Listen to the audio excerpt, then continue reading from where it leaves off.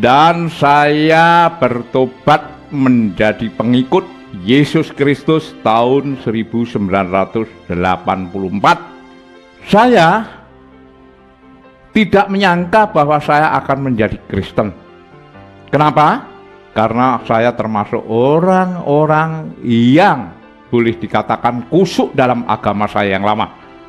Sekaligus saya sangat percaya bahwa agama saya lah agama yang paling benar. Agama saya lah agama yang diridhoi oleh Allah.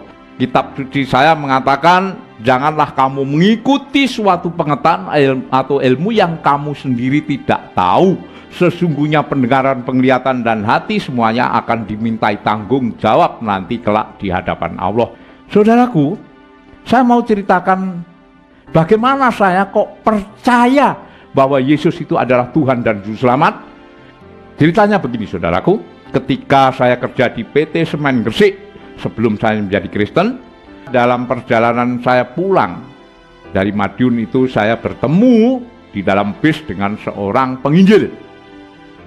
Nah, seorang penginjil itu saya nggak tahu kok mengerti tentang ajaran agama saya, bahkan menguasai. Terjadi dialog, terjadi diskusi, karena dia tunjukkan kitab sucinya. Setelah ditunjukkan kitab suci, saya ambil keputusan bahwa kitab suci itu sudah tidak benar, sudah dirubah, sudah dipalsu, dan lain sebagainya.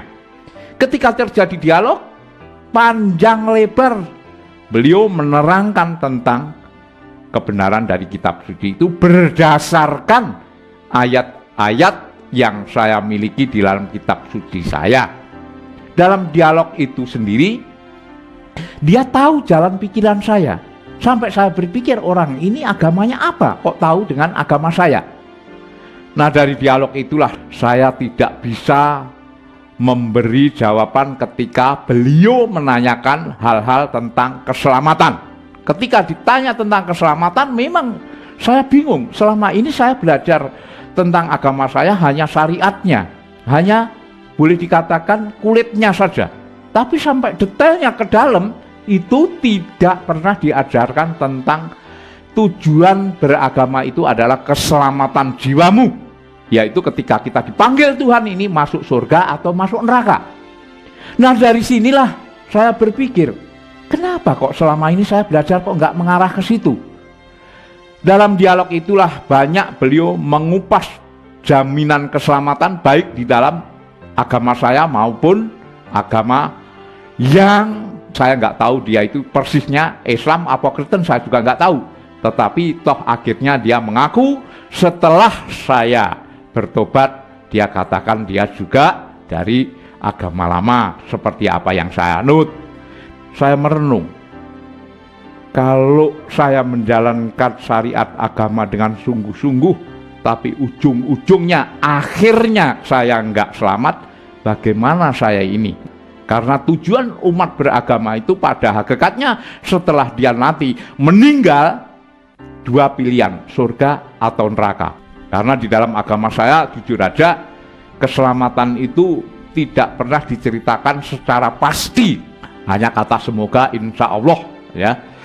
Nah, dalam dialog ini akhirnya saya mengalami kalah total karena beliau memang saya akui pakar, ngerti. Ketika beliau tanya tentang keselamatan di dalam agama saya, memang saya jujur aja, saya tidak mengerti.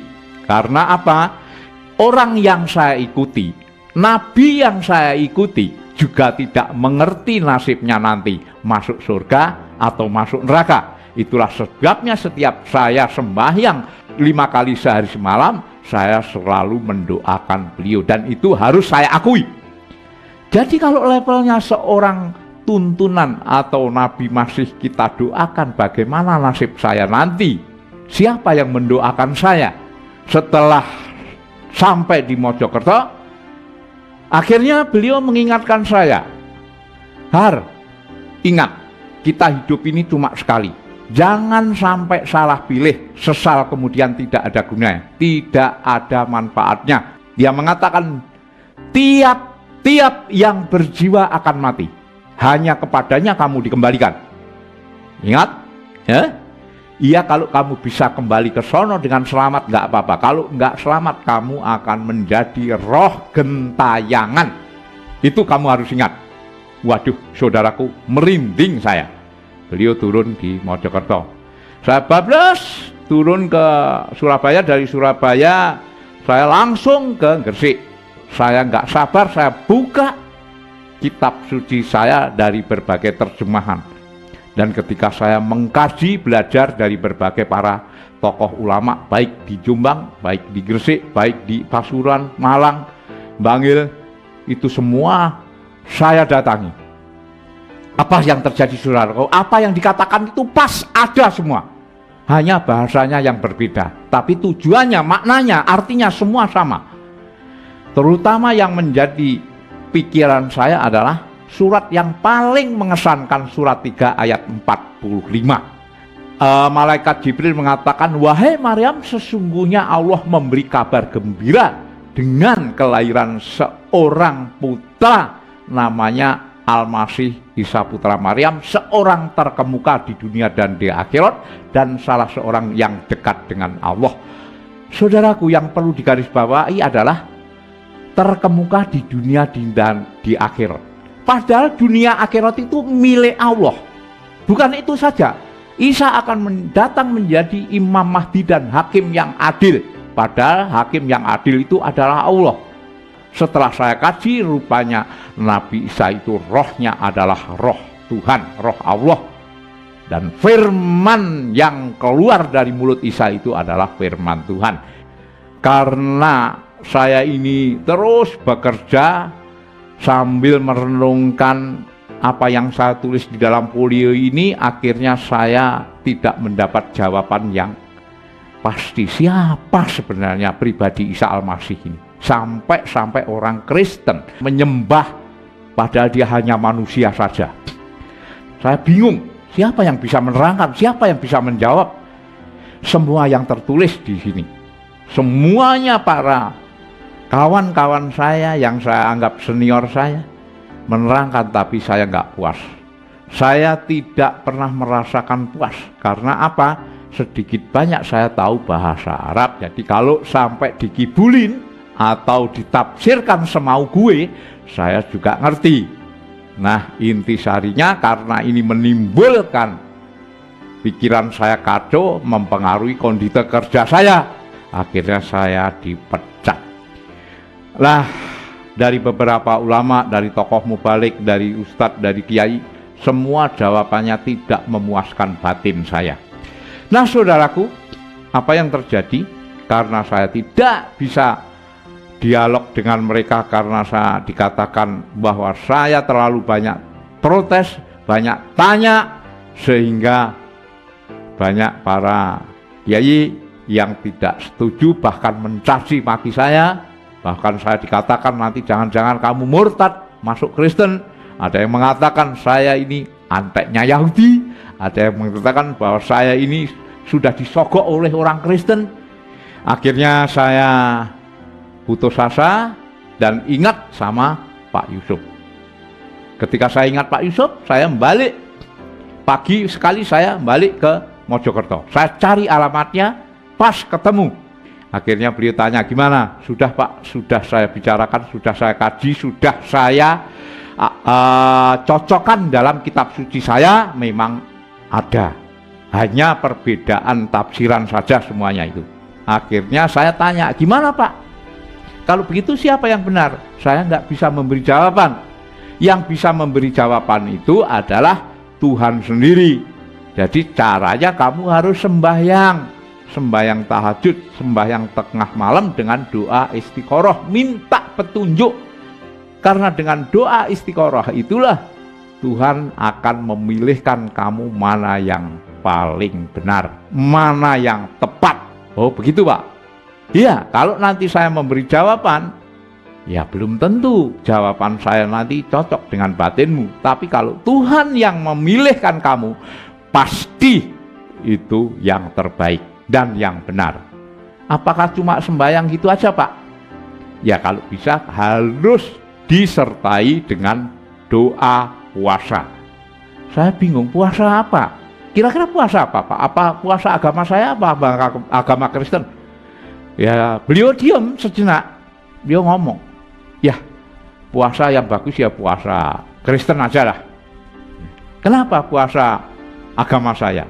Ya kurang cocok saya, kurang serk, karena puasa itu nggak boleh dipamerin, nggak boleh orang lain tahu. Yang tahu adalah dirimu sendiri dan Tuhan aja. Oke, besok mulai. Saudaraku, apa yang terjadi besok mulai? Puasanya di mana Pak? Puasanya di kurang lebih 300 meter dari sinilah. Sore saya cuma dikasih masuk ke rumah kosong. Rumahnya itu memang bersih. Cuma rumahnya itu saudaraku nggak ada listriknya. Ya tapi saya nggak berpikir macam-macam. Setelah saya masuk sore mau maghrib itu masuk, wah saya terasa bahwa bulu kuduk saya ini meremang, berdiri tegak. Waduh, jangan-jangan rumah ini nggak beres. Tapi karena semua itu demi kebenaran saya lakukan, saya siap. Nah akhirnya saudaraku saya dikasih apa itu sarana prasarana, yaitu senter satu, terus minyak, lampu minyak, terus makan nasi 1 piring sama 1 gelas air dan beberapa ember di luar, soalnya untuk kalau saya sholat malam atau sembahyang. Nah setelah itu saya lakukanlah. Akhirnya saya diajak berdoa sesuai dengan agama masing-masing. Beliau pakai doa agama Kristen, saya ditinggal. Saudaraku, saya merasakan betapa saya selama di rumah kosong itu, mulai dari jam 9, 10, 11 sampai pagi itu godaan itu ada aja. Akhirnya sampai pagi kita nggak ada apa-apa. Hari yang kedua, wah lebih dahsyat ini. Saya mendengar perempuan dikejar-kejar mau diperkosa. Wah banyak sekali. Hari kedua perut saya udah mulai lapar, badan lemes. Tengah malam ini yang paling mengerikan itu, di mana mata saya sudah bisa melihat yang apa yang tidak bisa dilihat oleh mata jasmani. Saya lihat dari berbagai bentuk roh halus, itu jumlahnya bukan ribuan tapi puluhan ribu. Mereka yang ada yang kepalanya binatang, ada yang lidahnya menjulur, ada yang pakai tanduk, ada semacam segala macam lah. Ada yang tidak sempurna, namanya juga bangsa lelembut atau bangsa halus. Jadi dari berbagai macam bentuk ada semua. Nah akhirnya sampai pagi saya kuat walaupun lemes. Malam yang terakhir disitulah godaan yang paling mengerikan. Apa yang saya lihat itu seperti alam nyata, di mana godaan mulai dari jam 11, 12, jam 1 sampai jam 2 terus menerus godaan itu. Segala macam godaan ada. Klimaknya yaitu ketika saya didatangi oleh makhluk besar tinggi, itu kakinya menjejak tanah. Saya dikatakan, bangsat kamu manusia, gara-gara kamu di sini nggak pergi dari sini, semua anak buahku kepanasan seperti dibakar. Minggat enggak? Tapi saudaraku, saya tidak berkeming.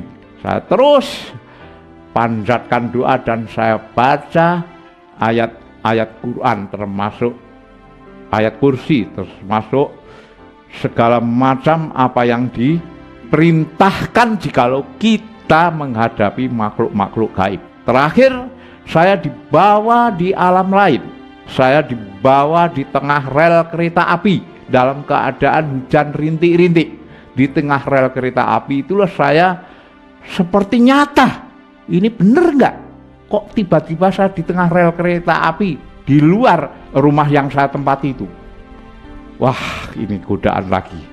Saya wiritan, saya makin wiritan, terus minta perlindungan kepada Tuhan. Saudaraku, apa yang terjadi? Tiba-tiba kereta api itu nongol 100 meter dengan sinarnya yang terang itu, dia ngebel tot sampai beberapa tombak dari tempat saya berdiri dia masih ngebel. Tapi saya makin teguh, akhirnya kereta api itu langsung nabrak saya, lebes. Nggak taunya cuma angin besar. Dan dari situlah saya merasakan bahwa semua ini hanya godaan palsu saja. Tiba-tiba saya sudah berada di rumah tadi. Disitulah ada terang, ada sinar yang luar biasa terangnya, seperti matahari yang ada di atas kepala saya. Kaget saya lihat kanan kiri, loh katanya sudah diputus, ini sinar dari mana ini? Saya bingung nyari. Orangnya memang luar biasa, tapi hebatnya, anehnya, sinar itu tidak panas. Sinar itu kelihatannya dingin, sejuk. Saya merasakan tenang, damai, sukacita, sejahtera. Dari situlah saya dipaksa sujud. Tiba-tiba ada bayangan tangan di atas kepala saya. Ketika saya sujud, saya lirik, tangannya siapa? Kenapa tangan itu kok bolong tengahnya? Ini tangannya siapa? Saya batin aja. Ini godaan lagi. Nah, tiba-tiba ketika saya mengatakan artinya Allah, maksudnya cuma gitu aja.